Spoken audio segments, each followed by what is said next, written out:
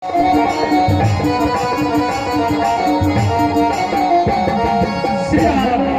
पूछो मैं हो धन सिधारी, सहरा से पूछो मैं हो धन सिधारी। एक भाई गौर का है, एक भाई गौर का है, एक काहे कारी बता दे बबुआ, लगुआ देत काहे कारी बता दे बबुआ, लगुआ देत काहे कारी बता दे बबुआ। राम जी से पूछे जनकपुर के नारी, बता दे बबुआ, लगुआ देत काहे कारी बता दे बबुआ, लगुआ देत काहे कारी बता दे बबुआ।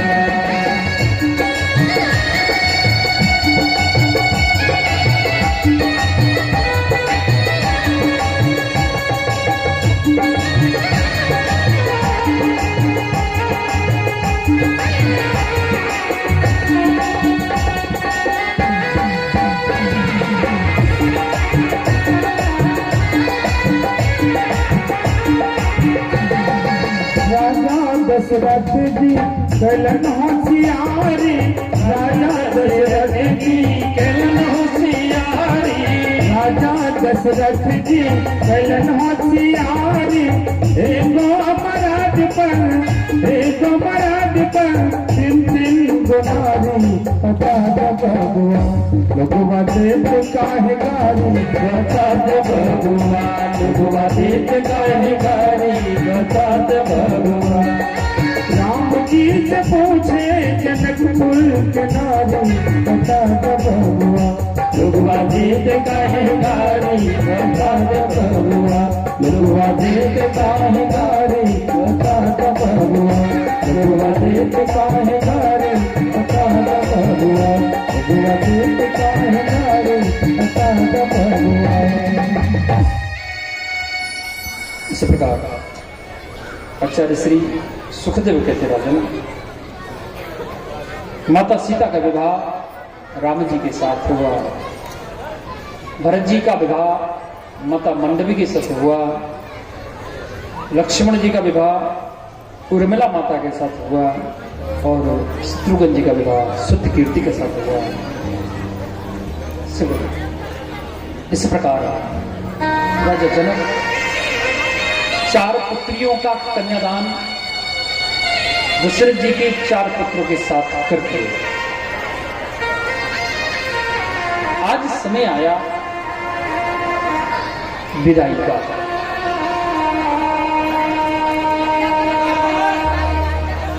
श्री किम्मन रामावतार कहता है कि राजा जनक 114 दिन तक बारात को अपने घर रोक के रखो।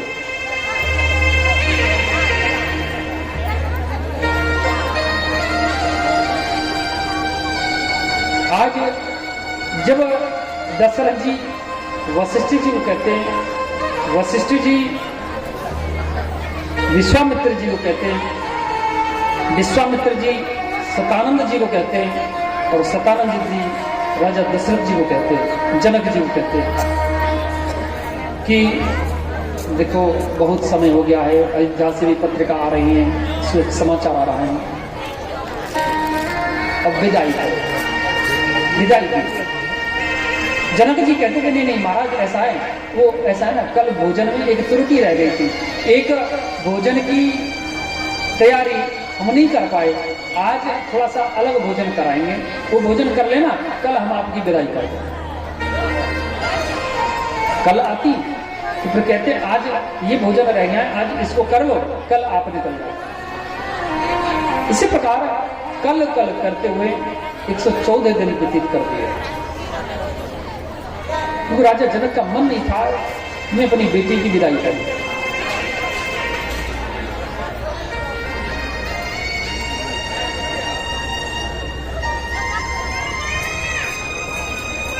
आज माता कैकेयी इत्यादि का पत्र दशरथ जी के पास गया, उसमें अनेक प्रकार से अनुरोध लिखा था। वशिष्ठ जी पढ़े, वशिष्ठ जी विश्वामित्र जी सदानंद जी तीनों जनक जी के पास गए, जाकर उनसे आग्रह करने लगे कि हे मिथिला नरेश, अब बहुत समय हो गया है, अब सब्र नहीं होता, अब आप हमारी विदाई की तैयारी करो। तो राजा जनक माता सीता की विदाई का घोषणा कर दिए, कल प्रातःकाल जानकी की विदाई होगी।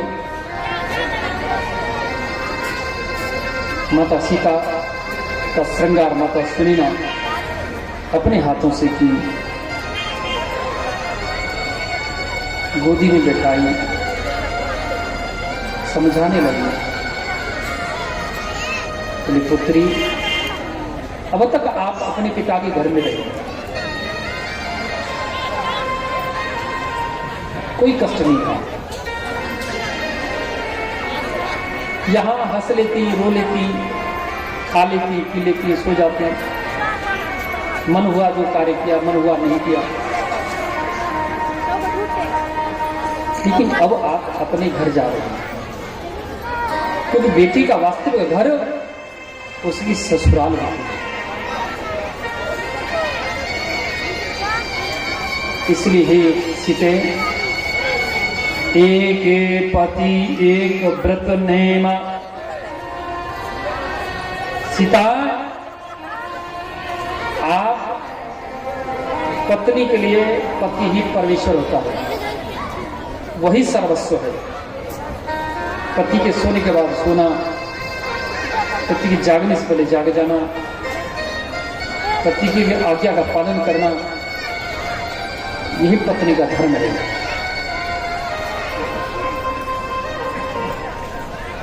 पुत्री अपने सास ससुर को अपने माता पिता मान करके उनकी सेवा करना, क्योंकि स्त्री का जीवन होता ही ऐसा है। सीता कभी भी मायके में क्या कष्ट था, क्या सुख था, क्या दुख था, ये बात कभी भी ससुराल में जाके नहीं बताना चाहिए। एक पुत्री को अपने मायके का, अपने पीहर का बात अपनी ससुराल में नहीं बताना चाहिए,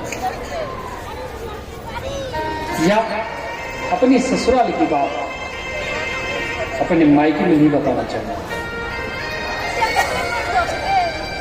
आजकल की संतान में ऐसे संस्कार जा रहे हैं, पतिदेव ने मजाक में अगर एक छोटा सा झापड़ उनके सिर पे भी मार दिया तो रोते रोते मैया को फोन कर देते, मम्मी मुझे नहीं रहना यहाँ, मुझे इनसे डाइवोर्स चाहिए। मम्मी पंप भर देती है पिताजी में, पिताजी लेके कोर्ट के कागजात घर पहुंच जाते हैं। याद रखना, जो माता पिता, जो भैया भाभी अपनी बेटी की ससुराल के कार्य में अगर उसके जीवन में दखलंदाजी करने लगे, हस्तक्षेप करने लगे, वो लड़की का घर, उस कन्या का घर कभी बस नहीं सकता।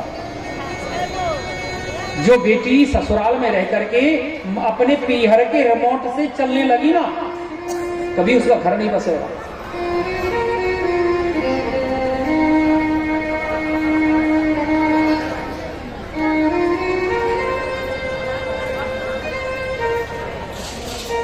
माता सुनैना बोली, पुत्री आप घर जा रही हैं, कभी कोई कष्ट हो ना, क्योंकि ससुराल में आपको कष्ट का सामना करना पड़ेगा। यहां आपका मन हुआ तब रसोई के भंडार में गई, जो मन हुआ वो उठाई, जो मन हुआ वो खाया, जो नहीं मन हुआ नहीं खाया। वहां आपको नियम संयम से रहना पड़ेगा, मर्यादा में रहना पड़ेगा। पुत्री, अगर आपको कोई कष्ट हो ना तो सहन कर लो, और कुछ ज्यादा ही कष्ट हो तो अपने कमरे में जाना, कमरा बंद कर लेना, कमरा में बैठ कर एक कोने में 4 आंसू बहा देना, थोड़ी सी रो देना, मन हल्का हो जाएगा। लेकिन कभी किसी को ये मत बताना कि मुझे ये कष्ट है।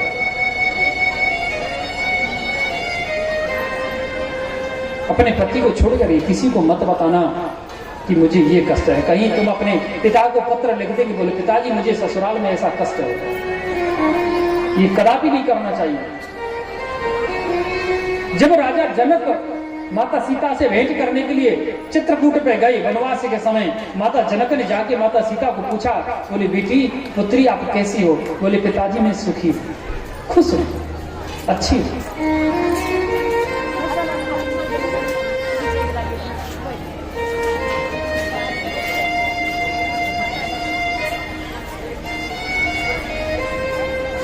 माता सीता राजा जनक के कक्ष में गई, जाकर के महाराज जनक को देखा तो मिथिला नरेश राजा जनक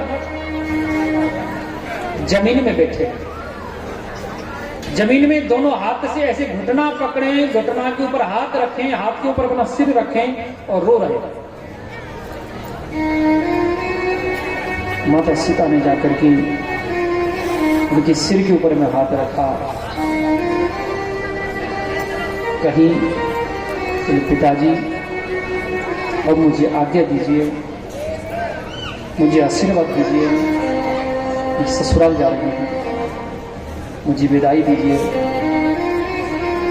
जानकी की बात सुनकर के आवाज सुनकर के जनक जी से रहा नहीं गया, उठ कर के सीता के गले से लग करके ऐसे रोने लगे जैसे एक बालक, छोटा बच्चा अपनी माता के गले से लिपट करके रोता है। पुत्री आप जा रही हैं, मैं कैसे रहूंगा? हे विधि, अगर मुझे पता होता कि पुत्री का विवाह इतना कष्टदायक होता है तो मैं तेरा विवाह नहीं करता।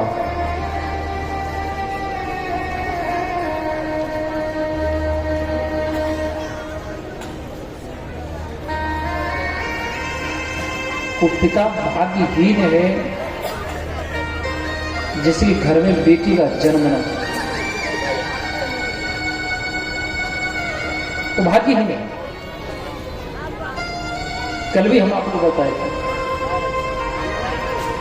बेटी जन्म ले ले घर में ना तो बेटी के साथ भोजन करना। बेटी अपने पिता की अकाल मृत्यु को हरण करने का एक ब्रह्मास्त्र है। जो बेटी अपने पिता के साथ, जो पिता अपनी बेटी का झूठा भोजन करता है वो पिता की कभी अकाल मृत्यु नहीं होती।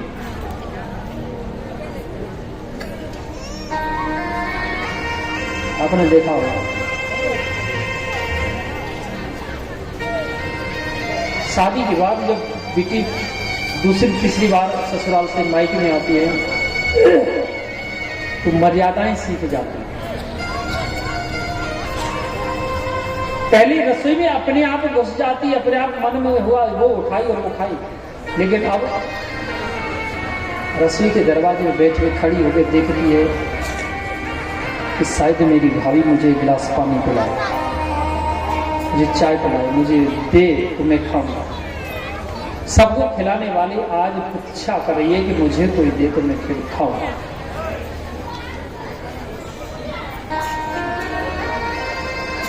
और जब तक पिता जीवित होता है ना,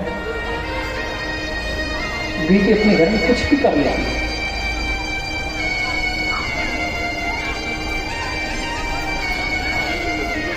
और जब पिता मर जाता है तो उसको झूठ बोल दिया जाता है कि तेरे पिता का तबीयत ज्यादा खराब है, याद करने चलो। उसको बहाना लगा करके लेके आते हैं और जब अपने घर में आकर के देखती है कि दरवाजे में ढेरों भीड़ है, बहुत भीड़ इकट्ठा है, तो समझ जाती है कि मेरे पिता का देहांत हो गया। तो छाड़ खा के दरवाजे पे गिर जाता है। क्यों गिरती है, क्यों रोती है? तो जानती है कि आज से मेरा पियर खत्म हो गया, आज से मेरे मायका खत्म हो गया। कोई भी भैया चाचा ताऊ परेशान करता तो बोलती रुक जा कमीने, पिताजी को आने दे, शाम को तब बताती। बड़ी गर्व से कहती थी।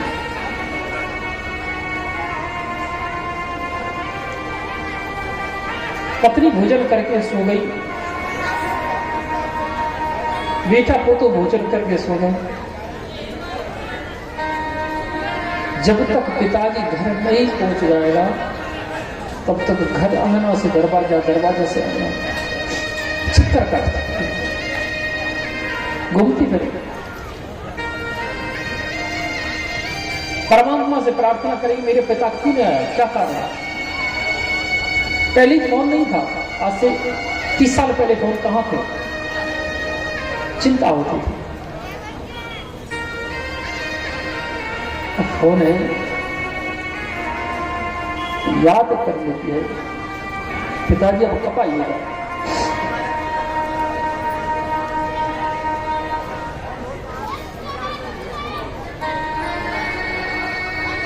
जानती है मेरे पिता थे तब तक मैं जो चाहती मांग लेती।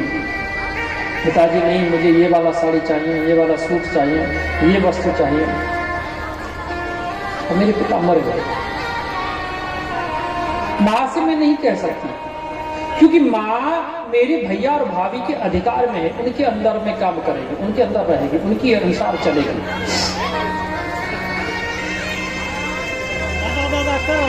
उनके अनुसार चलना पड़ेगा।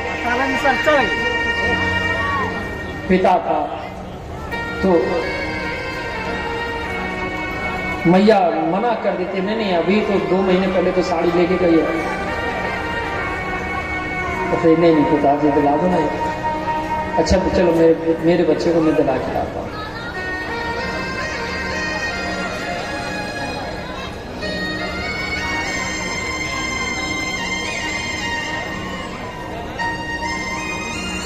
किसी की अगर बेटी को अगर दुख देना हो ना, कितना भी दुख दे देना सहन कर लेगी, लेकिन उसके पिता को कोई गाली दे, कोई बेटी सहन नहीं करेगी, कोई सहन नहीं कर सकती।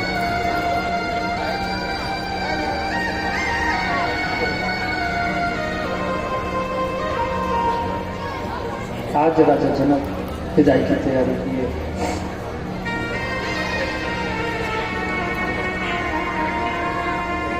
चार पालकी सजाई, चारों बेटियों को विराजमान कर दिया।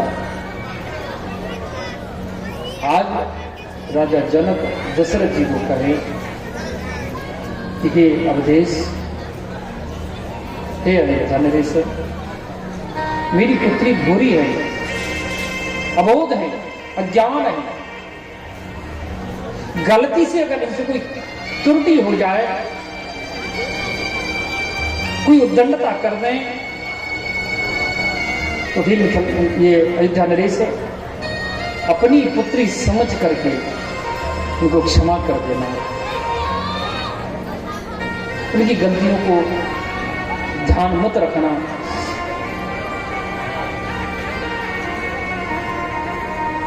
राजा दशरथ जी जनक जी को प्रणाम करने लगे। राजा दशरथ जी जनक जी को प्रणाम किए।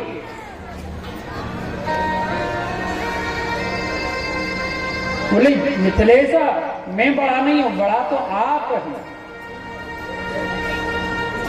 आप हैं। आपने अपने हृदय के टुकड़े को मुझे दान में दिया ताकि मेरे वंश की वृद्धि हो सके। बड़े तो आप हैं, लेकिन लोग बेटी वाले को छोटा समझते हैं। बोले ये बेटी वाला है तो छोटा है। अरे वो बड़ा है भाई आपसे, तुम्हारे वंश को आगे बढ़ाने का जो अपने हृदय का टुकड़ा है वो आपको दान में दे दिया। क्यों मां नहीं होगी तो संतान जन्म नहीं लेगी, संतान नहीं लेगी तो वंश आगे नहीं बढ़ेगा।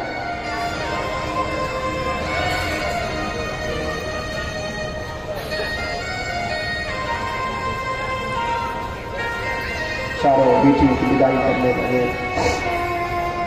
आज सारी मिथिला नगरी रो रही है, समस्त व्यक्ति रो रहे हैं। धूल उड़ती रही, जब तक धूल दिखाई दी तब तक सब लोग देखते रहे। जो रथ की ध्वजा दिखना बंद हो गई, धूल दिखना बंद हो गई, सब लोग अपने अपने घर चले गए। राजा जनक भी अपने महल में चले गए। ठीक है, जनकपुर की चंचलता नष्ट हो गई। जब से माता सीता मिथिला से अयोध्या गई तब से मिथिला की चंचलता नष्ट हो गई। इधर तीनों माताओं ने चारों दुल्हन का स्वागत किया।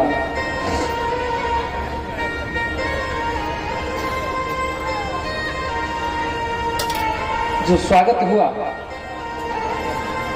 श्री मुंह दिखाई रस्म हुई, बहुभोज हुआ। माता सीता के बारे में राजा दशरथ को उसी दिन पता चल गया कि माता सीता कौन है। जब ये मुंह दिखाई हुआ तो माता कौशल्या ने माता भगवान राम का हाथ पकड़ करके सीता के हाथ में दिया और कहने लगी कि हे सीता, मेरी तरफ से उपहार में मैं अपना राम तुझे देती हूँ। आज से मेरा राम तेरा है। कहकर के राम जी का हाथ माता सीता के हाथ में दे दिया। माता कैकेयी ने कनक भवन माता सीता को दिया। सबने उपहार दिया। माता सीता खीर बहुत सुंदर बनाती थी। बहुभोज में खीर माता सीता अपने हाथ से बनाई। तीनों माताएं, दशरथ जी, चारों भैया, महर्षि वशिष्ठ इत्यादि सब लोग भोजन के लिए बैठे। खीर परोसी गई, भोजन परोसा गया। चारों दुल्हनों ने भोजन बनाया।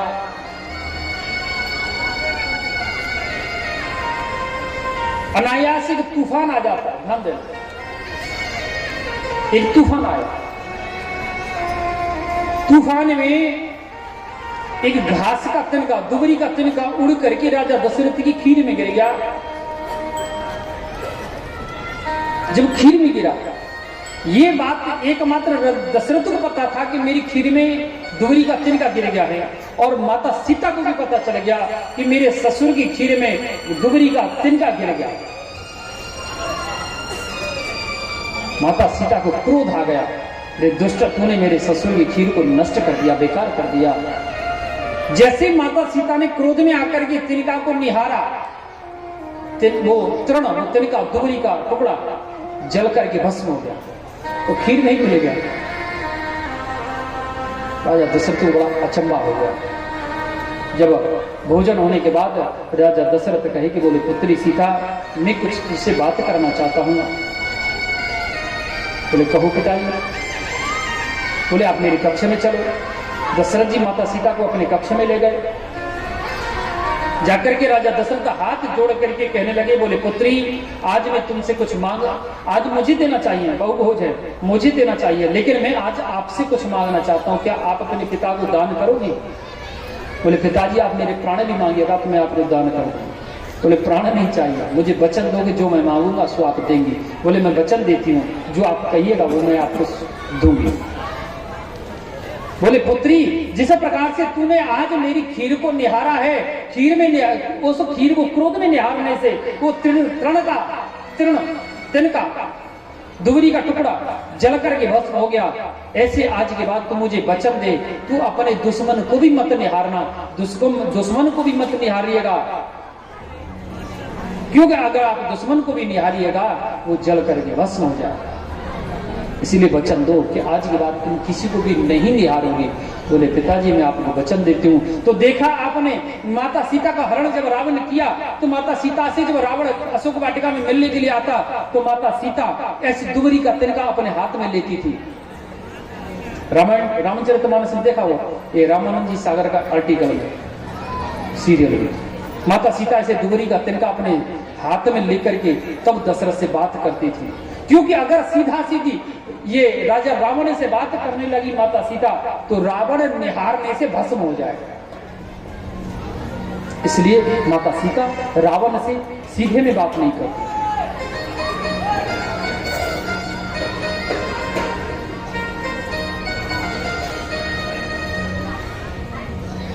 समय निकलता चला गया।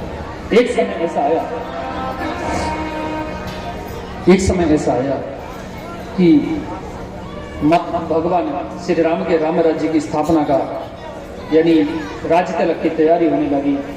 ये 7 दिन बाद सुमंत्रा के द्वारा, ये मंत्रा के द्वारा माता कैकेयी को पता चला। माता कैकेयी ने दशरथ जी को बुलाया और उनसे वचन मांगने लगी। खुशी का माहौल छा गया था अयोध्या में कि आज राम का राज्याभिषेक होगा, लेकिन रातों रात सब पलट गया। माता कैकेयी कहने लगी कि सुनो प्राण प्रिय भावत जी का, दियो एक बर भर तई टीका। एक वरदान में भरत को टीका दीजिए। हे प्राण प्रिया, आपने मुझे 2 वचन देने का वायदा किया था, वचन दिया था कि आपको मैं 2 वचन दूंगा। सो आज समय आ गया है। पहले वचन में मेरे भरत के लिए राजगद्दी चाहिए, और दूसरा वचन कि तापस वेश विशेष उदास 14 बरस राम वनवासी। माता कैकेयी ने अकेले राम जी को वनवास दिया था क्या? तो तीनों अच्छा बताइए, आप लोग किसी को अनुभव है कि माता कैकेयी ने दशरथ जी से वचन में अकेले राम जी को वनवास मांगा था, या राम सीता लक्ष्मण जी तीनों के लिए वनवास मांगा था? अकेले राम के लिए, तीनों के लिए मांगा था। रामचरितमानस अवधी भाषा में लिखा हुआ है, ध्यान देना। माता कैकेयी बोली कि तापस वेश, तापसी बन करके, वे शेष, वे माने वो, शेष अवतारी लक्ष्मण, वे शेष लक्ष्मण। उदासी, हरियाणा में चले जाना, उनारा का वो बुला के ला, अवधी भाषा, हरियाणा, निचला और ब्रज भाषा यानी यूपी, तीनों भाषा मिक्सचर है। उदासी, उ माने वो, दासी माने सीता, उदासी 14 बरस राम वनवास। राम को 14 बरस वन में जाना होगा, तो राम स्वीकार कर लिए। माता सीता और राम जी माता कौशल्या के कक्ष में गए, आज्ञा प्राप्त की। बोले मैया मैं पिता का वचन रखने के लिए जा रहा हूँ, आज्ञा दो। लक्ष्मण जी को पता चला, लक्ष्मण जी माता सुमित्रा के पास आज्ञा लेने के लिए गए। बोले मैया मैं जा रहा हूँ। बोले अवध तहां जा राम निवास। बोले लक्ष्मण तेरा अयोध्या में क्या काम है? कि तोहरे काज राम बन जाए। माता सुमित्रा कही कि लक्ष्मण तेरे कारण ही मेरा राम वन में जा रहा है। अवध कहां जहां राम निवासु, तेरा अयोध्या में कोई काम नहीं है। तेरी अयोध्या तो वो है जहां तेरा राम निवास करेगा, क्योंकि तेरे कारण ही मेरा राम वन में जा रहा है। क्योंकि शेष है, शेष के ऊपर पृथ्वी है, पृथ्वी के ऊपर पाप बढ़ रहा है, वजन बढ़ रहा है, तो वजन किसको लगेगा? शेष को। इसको वजन को हल्का करने के लिए राम मेरा वन में जा रहा है, इसलिए तुम भी तोरे काज राम बन जाओ, तुम भी चले जाओ। माता रुल्ला से, सुमित्रा से, सबसे आज्ञा लेकर लक्ष्मण माता सीता राम जी के साथ वन की जगह गमन करने लगे। सारी अयोध्या रोने लगी। तमसा तीर निवास के प्रथम दिवस रघुना, पहले दिन तमसा नदी के किनारे पर भगवान श्री राम सोए और वहां सबको सोता हुआ छोड़ करके भगवान राम लक्ष्मण सीता सुमंत जी को रथ लेकर के रात में ही वहां से निकल गए। आगे जाकर के श्रृंगवीरपुर में जाकर के निषाद राज को से भेंट हुई, वहां से गंगा के किनारे पहुंचे, वहां केवट से मित्रता हुई। केवट कौन है? केवट कोई साधारण व्यक्ति नहीं था, मल्हार कोई साधारण व्यक्ति नहीं था। वो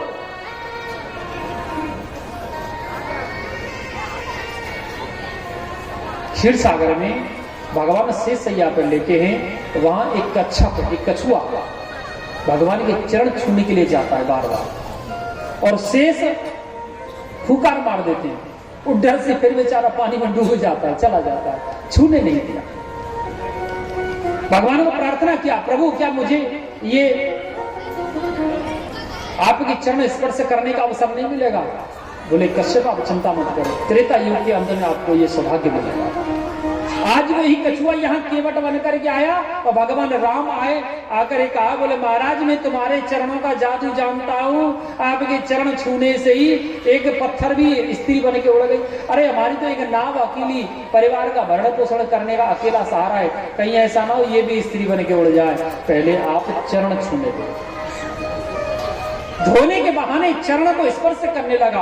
अब एक पैर को धोया, अब कहा कि महाराज दूसरा पैर लाओ। अब राम जी ने पहला पैर कटोरा से निकाल के जमीन में रख दिया और दूसरा पैर कटोरा में रखा, उसको धोने लगा। अब बोला महाराज वो तो पहले पैर पे मिट्टी लग गई, अब इसको ला, उसको धोने लगा तो बोला अब तो दूसरे पे लग गई। बोले ऐसा करो महाराज तुम दोनों ही पैर कटोरा में रख दो, कठौती में रख दो। दोनों पैर रखवाया और राम जी बोले कि केवट में गिर रहा हूं, मेरा शरीर गिर रहा है। बोले प्रभु अपने दोनों हाथ मेरे सिर पर रख दो। केवट के सिर पे भगवान जानते हैं प्रभु, और लक्ष्मण जी क्रोध आ रहा है कि क्या नौटंकी कर रहा है, क्या नाटक कर रहा है। भगवान लेकर गए केवट के सिर में, मैंने दोनों हाथ रख दिए, पकड़ लिए उसके सिर को, मैं गिरूंगा नहीं। बोलिए भक्त वत्सल भगवान की जय। इशारा में लक्ष्मण जी को बोला, बोले भैया जहां मैं चाहूंगा वो होगा, वहां तुम चाहते थे वही होता था, लेकिन यहां मैं चाहूंगा वो होगा। सिंह चढ़ाए चढ़े रघुराज, माता सीता को चढ़ाए, आप चढ़े, उसमें लक्ष्मण जी और श्री निषाद राज गुहर नाव में चढ़े। सुमंत जी को कहा कि आप चले जाओ और कह देना पिताजी को मैं शीघ्र 14 वर्ष व्यतीत करके जल्दी आऊंगा। जाकर के श्री राम जी माता सीता लक्ष्मण जी के साथ श्रृंगवीरपुर के राजा निषाद राज को लेकर के चित्रकूट में निवास करने लगे। इधर श्री सुमंत जी महाराज आए, आकर के दशरथ जी को कहे कि बोले महाराज राम ने कहा है कि मैं शीघ्र लौट के आऊंगा, अभी राम नहीं आया। कि राम राम कहे राम कहे राम राम कहे राम, तन पर हर रघुबरु बिरहु राव गई सुरधाम। राम राम कहते हुए श्री राम राम कहते हुए श्री दशरथ जी पृथ्वी में गिर गए, जिससे उनका प्राणांत हुआ। और प्राणांत होने पर सारी अयोध्या में और हाहाकार मच गया। फिर कई देश के लिए पत्र पहुंचा, वहां से भरत शत्रुघ्न को बुलाए, तो वहां से भरत शत्रुघ्न आए और श्री दशरथ जी का अंतिम संस्कार हुआ। फिर माता कैकेयी को दशरथ जी अनेक अनेक प्रकार से डांटने लगे, धिक्कारने लगे। बोले मैया तूने अच्छा नहीं किया मेरे लिए।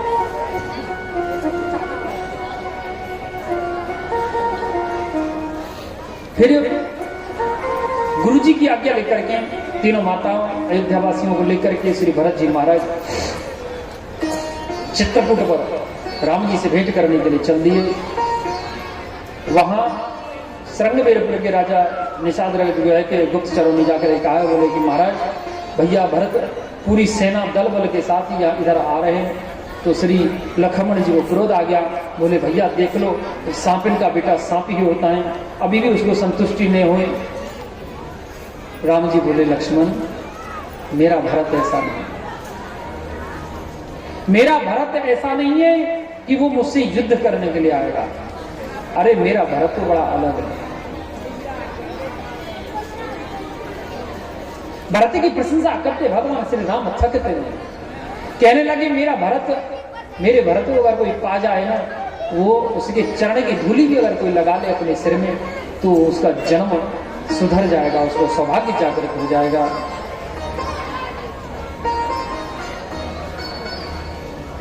जब चारों भैया खेलते हैं ना, लक्ष्मण जी को अपने पीछे राम जी रखते थे, भरत जी को अपने सामने वाली प्रतिद्वंदी पार्टी में रखते थे, भरत शत्रुघ्न सामने रहते और लक्ष्मण जी को पीछे रखते। चारों भाई खेलते, तो खेलते खेलते में तो राम जी हार जाते, लक्ष्मण जी को ये भरत जी को विजयी कर देते।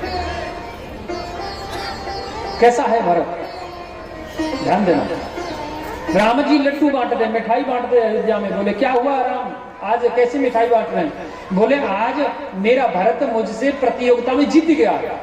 अयोध्या वाले सोचते कि जब राम जी हारे और भरत की विजय पर इतनी मिठाई बांट रहे हैं, तो भरत जी की विजय हुई होगी, तो भरत जी तो और ज्यादा मिठाई बांटेंगे। उनके पास चलो और जाकर के भरत जी को देखा तो भरत जी रोते हुए मिले।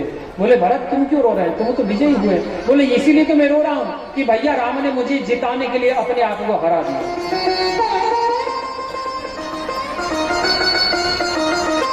लक्ष्मण जी चिढ़ाते थे भरत जी को, बोले भरत भैया राम जी मुझसे प्रेम करते हैं, भैया राम मुझे ज्यादा प्रेम करते हैं। बोले नहीं लक्ष्मण मुझे ज्यादा प्रेम करते हैं।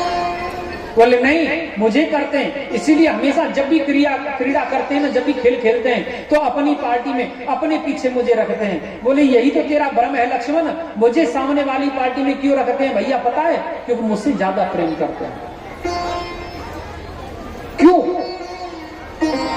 अगर मुझे अपनी पार्टी में रखते हैं तो मुझे देखने के लिए भैया को मुड़ना पड़ता, जैसे तुझे देखने के लिए भैया राम को मुड़ना पड़ता है ना, ऐसे मुड़ना पड़ता। और मैं अपने भैया को कष्ट नहीं दे सकता इस चीज के लिए, इसलिए भैया ने मुझे अपनी प्रतिद्वंदी में रखा ताकि उसको मुड़ने की आवश्यकता ही ना पड़े और हमेशा मैं दिखता रहा, हमेशा दिखता।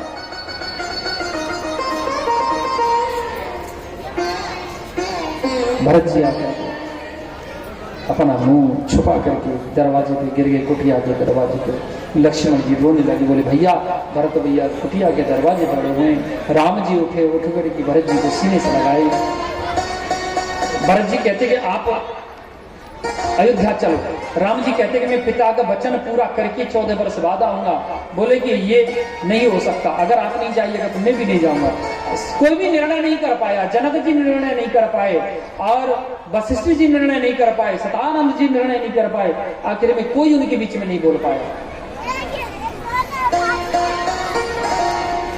वशिष्ठ जी के मन में आया कि शायद मैं अगर भरत को कहूंगा तो शायद भरत मान जाए।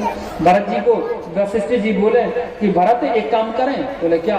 ऐसा करो आप, मैं राम जी को अयोध्या ले जाता हूं और पिता का वचन रखने के लिए आप 14 वर्ष के लिए वन में निवास कर लो।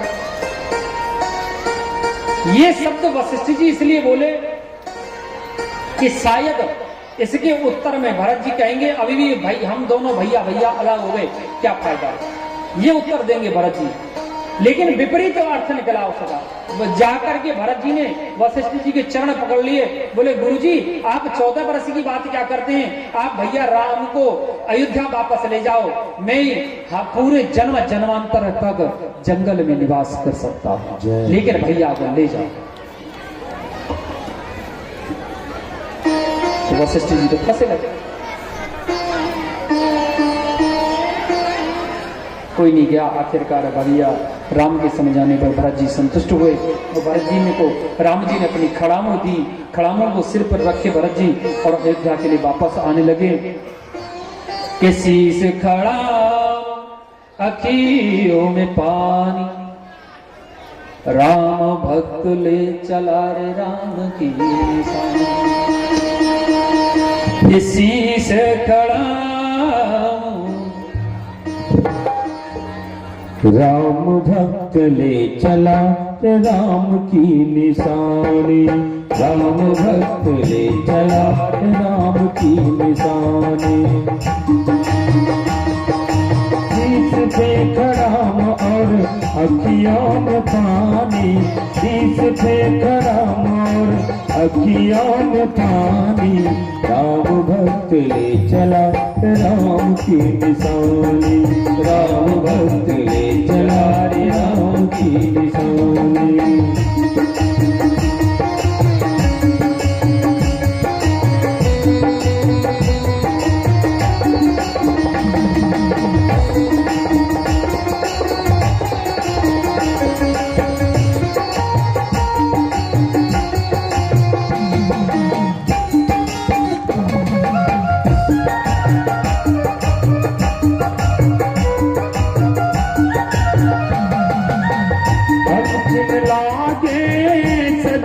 जैसे 14 बरस कटेंगे कैसे, कौन समय क्या खेल रचेगा, कौन मरेगा कौन बचेगा, खबर मिलने की कौन, नदियों के दो फूल मिलेंगे, जी करता है यही बस जाए 14 बरस हिल बिताए, राम बिन कठिन है एक घड़ी बितानी, राम भक्त ले चला रे राम की निशानी, राम भक्त ले चला राम की निशानी।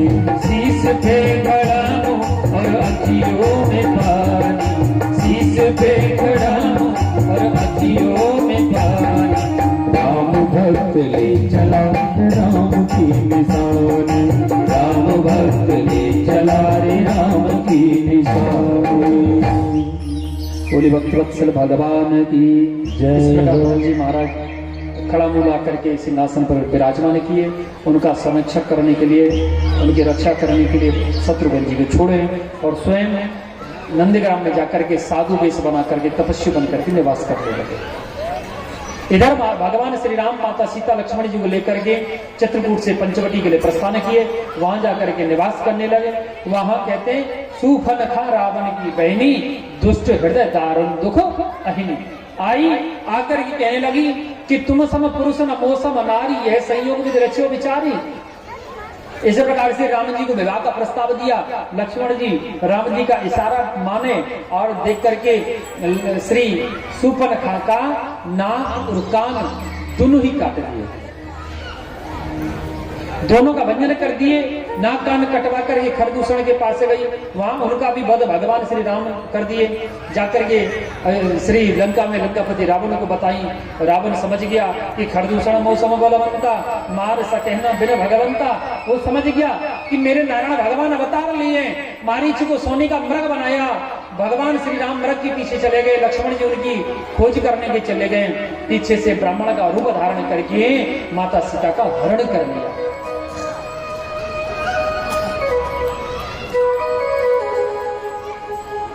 एक दिन माता कैकेयी ने ये मंदोदरी ने पूछा था रावण को कि आप ब्राह्मण का वेश धारण करके क्यों गए थे, आप राम का वेश बना करके क्यों नहीं गए, अपने वेश में क्यों नहीं गए। बोले अपने वेश में जाता था तो मुझे महाकाल रात्रि दिखाई देती थी, और राम जी के वेश में गया तो वो मुझे माता दिखने लगी, तब मैं ब्राह्मण के वेश में गया। माता सीता का हरण हुआ, माता सीता को अशोक वाटिका में लाके बैठाया। इधर भगवान श्री राम उनको खोजते खोजते, हे खग मृग हे मधुकर श्रेणी, तुम देखी सी कामृग में। खोजते हुए ऋषिमुख पर्वत पे आए। वहां आकर के वहां ऋषिमुख में सुग्रीव से मित्रता हुई। वाली का वध भगवान श्री राम किए। वाली वध करने के बाद भगवान श्री राम चतुर्मास निकाले। उसके बाद श्री माता सीता की खोज करने के लिए हनुमान जी लंका की तरफ गए। वहाँ सीता खोज हुई, लंका दहन हनुमान जी किए। लौट करके चूड़ामणि माता सीता का भगवान राम को दिए। भगवान राम रामेश्वर की स्थापना किए। उसके बाद सेतुबंध स्थापना किए, सेतुबंध बनाए, लंका में चढ़ाई किए, जिसमें श्री लक्ष्मण शक्ति हुई, मेघनाथ वध हुआ, कुंभकर्ण वध हुआ, अनेक अनेक राक्षस मारे गए। उसके बाद अंत में रावण रथी बिरथ रघुवीरा, देख विभीषण हुई अधीरा। आखिरकार में भगवान राम और रावण का युद्ध हुआ, जिसमें श्री विभीषण जी जो है चिंतित हो गए। विभीषण जी राम जी को समझाए 31 बाण चलाओ, तो 31 बाण एक बार में श्री राम जी चलाए, जो कि एक नाभि में लगा, 20 भुजा में लगे, 10 शीश में लगे, जिससे रावण का अंत हो गया।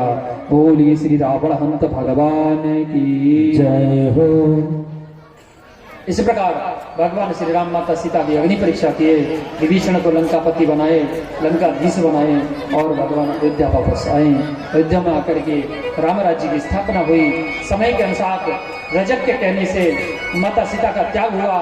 माता सीता ने वाल्मीकि ऋषि के आश्रम में लवकुश नामक 2 पुत्रों को जन्म दिया।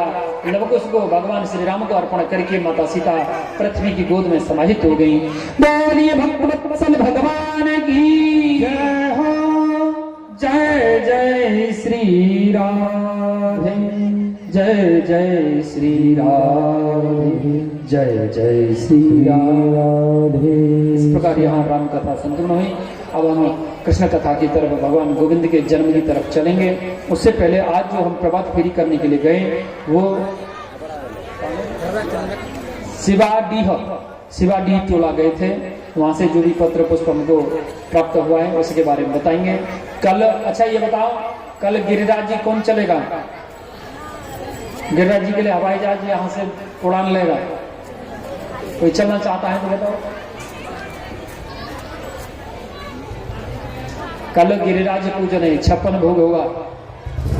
तो 56 भोग में आप लोगों को अपने घर से खीर, पूड़ी, सब्जी, कचौड़ी, बढ़ई, लिट्टी चोखा या दाल चावल, मिठाई, फल फूल हैं ये लेके आना है। पेड़ा, रसगुल्ला या जले, कुछ नहीं हो तो जलेबी बना रहा है दुकान वाला, उसी से लेते रहना हैं। कल 56 भोग है, लेकिन ध्यान रहे आप जो भी भोजन सामग्री बना के लाएं, चाहे दाल चावल बना के लाना, चाहे रोटी सब्जी बना के लाना, चाहे खीर पूड़ी बना के लाना, चाहे हलवा बना के लाना, चाहे पेड़ा लाना, रसगुल्ला लाना, मौन भोग लाना, मेवावाटी, मछली, मठूर पाग कहते हैं ना, मौन थार, मेवावाटी, मछली, मसूर पाग, पेड़ा, रसगुल्ला संग रबड़ी सुहाई है, ठीक है।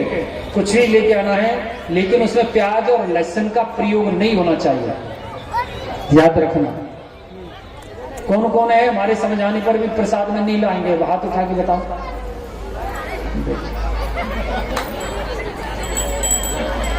गुप्ता जी आप नहीं मंगाइएगा कुछ भी भोग प्रसाद, मंगाएंगे तो हाथ का उठा रहे हैं। हमने कहा है कि जो नहीं लाए वो अपना हाथ उठाओ, सबको लाना है, ध्यान रखना। कल 56 भोग है, वही भोग इकट्ठा होगा एक ही पात्र में।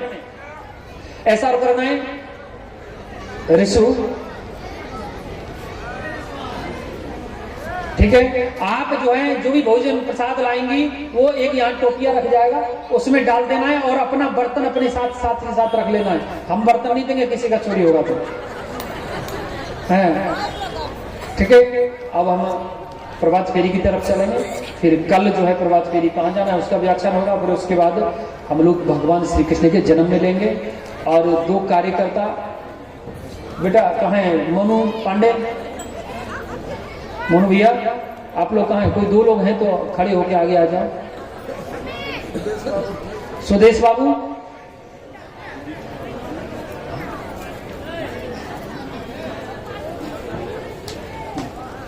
देखिए कल हम जो है डिग्री के लिए कल से ये प्रभात फेरी करने जाएंगे, ठीक है।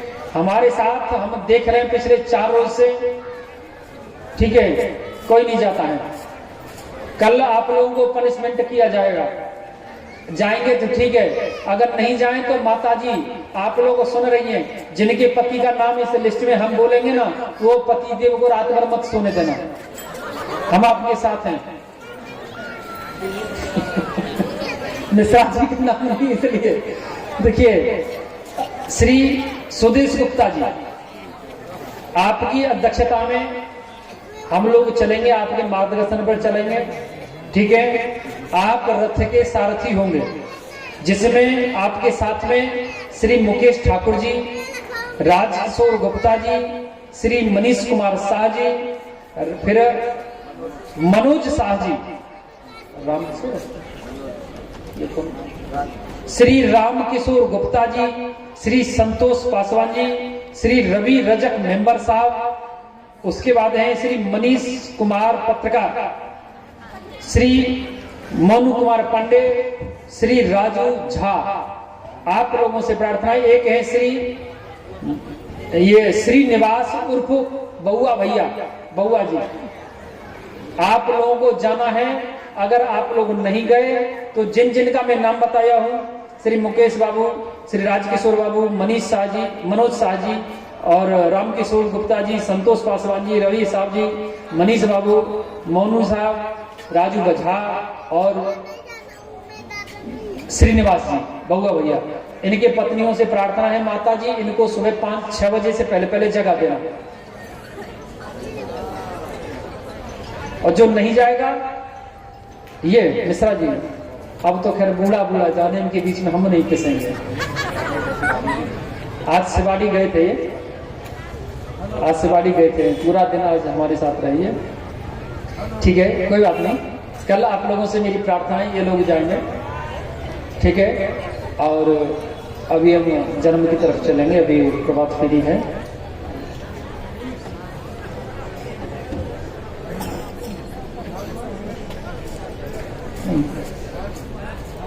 बादल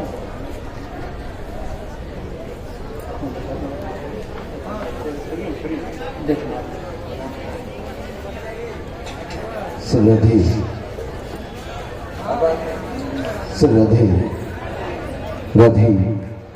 ऋषु, आपसे आग्रह है आप मंच के निकट पहुंचे। आज भिक्षाटन से प्रभात फेरी से जो सहयोग राशि प्राप्त हुआ उनकी सूची इस प्रकार है। आप हैं श्री पप्पू सिंह 501 रुपया, अक्षय सिंह 501 रुपया, विजय सिंह 501 रुपया, विनोद सिंह 501 रुपया, रंजित सिंह 501 रुपया, कमलधारी सिंह 501 रुपया। एक बार इन सभी भक्त के लिए जोरदार तालियों का स्वागत। श्री राजा बाबू 501 रुपया, श्रीमती शारदा देवी